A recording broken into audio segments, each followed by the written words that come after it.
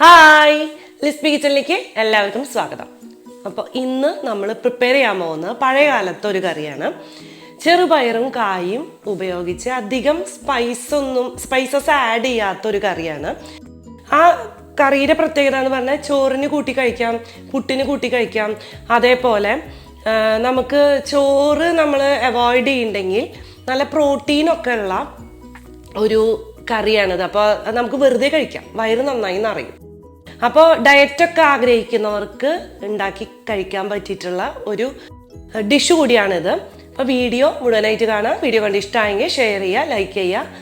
അതുപോലെ സബ്സ്ക്രൈബ് ചെയ്യാത്തവരുണ്ടെങ്കിൽ എന്തായാലും ഒന്ന് സബ്സ്ക്രൈബും ചെയ്യും.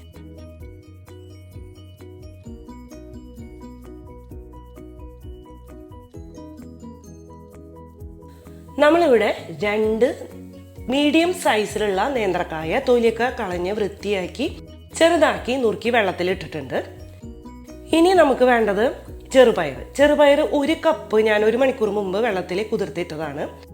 ഇത് രണ്ടും നമുക്ക് കുറച്ച് മഞ്ഞളും ഉപ്പും ചേർത്തിട്ട് വേവിച്ചെടുക്കണം. നേന്ത്രക്കായ ഞാൻ നന്നായി കഴുകിയിട്ട് പിന്നെയും വെള്ളത്തിലിട്ട് വെച്ചതാണ് കേട്ടോ. അപ്പം ഞാൻ ഇതൊരു കുക്കറിലേക്ക് ആഡ് ചെയ്യുന്നുണ്ട്. ചെറുപയർ,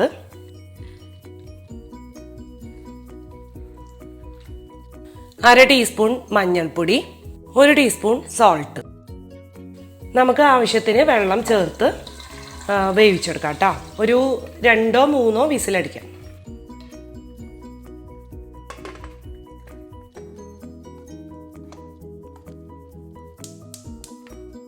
ചെറുപയറും കായും കൂടി വേവുന്ന സമയത്ത് നമുക്ക് കുറച്ച് നാളികേരം, കുറച്ച് ചേരുവകൾ ചേർത്ത് അരച്ചെടുക്കാനുണ്ട്.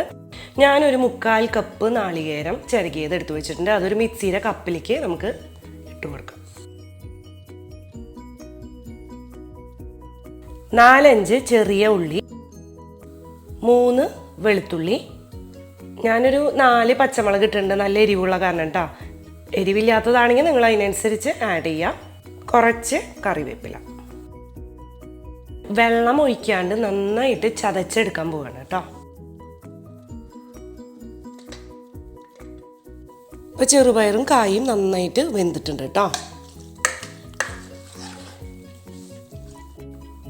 ഇനി നമ്മൾ നേരത്തെ നന്നായിട്ട് ക്രഷ് ചെയ്ത് വെച്ചിരിക്കുന്ന നാളികേരവും ആ കൂട്ടുണ്ടല്ലോ, അത് നമുക്ക് ഇതിലേക്ക് ആഡ് ചെയ്യാം.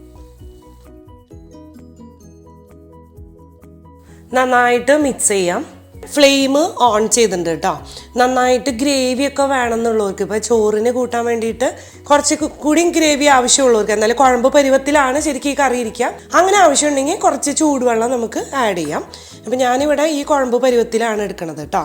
ഇനി ഒരു 3-4 മിനിറ്റ് ഇത് ഒന്ന് ആ പച്ചമണം മാറുന്നത് വരെ, തേങ്ങയുടെ പച്ചമണം മാറുന്നത് വരെ മീഡിയം ഫ്ലെയിമിലിട്ടിട്ട് നമുക്ക് കുക്ക് ചെയ്തെടുക്കാം. ഇടയ്ക്ക് ഒന്ന് ഇളക്കി കൊടുക്കാം.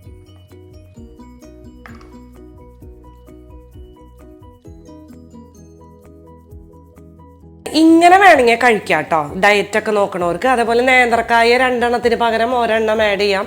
ചെറുപയർ കുറച്ച് കൂടുതലിടാം. അങ്ങനെയൊക്കെ നമുക്ക് ചെയ്യാം. ഇപ്പോൾ നമ്മൾ ഒന്ന് താളിച്ചൊഴിക്കുന്നുണ്ട് ചോറിന് കറിക്ക് കൂട്ടാൻ വേണ്ടിയിട്ട് കേട്ടോ. ഞാൻ അതിലേക്ക് കുറച്ച് വെളിച്ചെണ്ണ, ഒരു 1.5 ടീസ്പൂൺ വെളിച്ചെണ്ണയൊക്കെ മതി കേട്ടോ. വെളിച്ചെണ്ണ നന്നായി ചൂടായിട്ടുണ്ട്. ഇപ്പോൾ നമുക്ക് ഒരു 1/2 ടീസ്പൂൺ കടുക് ഇട്ട് കൊടുക്കാം.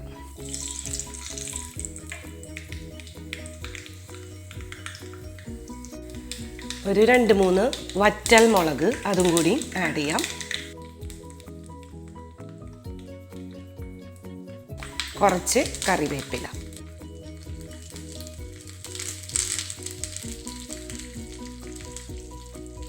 കറിയുടെ മേലേക്ക് നമുക്ക് ഒഴിച്ചു കൊടുക്കാം.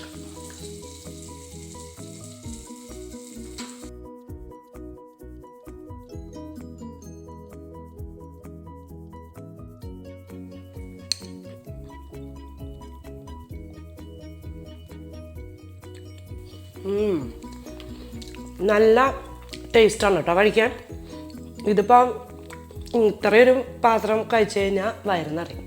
അപ്പം ഈ എണ്ണ താളിക്കണം, ഇത് താളിക്കണമെന്നില്ല കേട്ടോ, കടുക് താളിക്കണമെന്നില്ല, എണ്ണയല്ല, കടുക് താളിക്കണം നിർബന്ധമൊന്നുമില്ല. അതുപോലെ ഞാൻ നേരത്തെ പറഞ്ഞു, കാർബോഹൈഡ്രേറ്റിൻ്റെ ആ ഒരു ഇത് നോക്കണവരാണെങ്കിൽ കായ ഒരെണ്ണം ഇട്ടാൽ മതി. അപ്പോൾ ഈ ചെറുപയറും കായും കൂടിയുള്ള ഒരു കോമ്പിനേഷനും ആ കൂട്ടിൻ്റെ ആ ഒരു ടേസ്റ്റുമാണ് ഈ ഒരു കറിയിലേക്ക് വരണത്. അപ്പോൾ എന്തായാലും നിങ്ങൾ ഉണ്ടാക്കി നോക്കാം. അപ്പോൾ അടുത്ത പ്രാവശ്യം പുതിയ വീഡിയോ ആയിട്ട് കാണാം. ബൈ.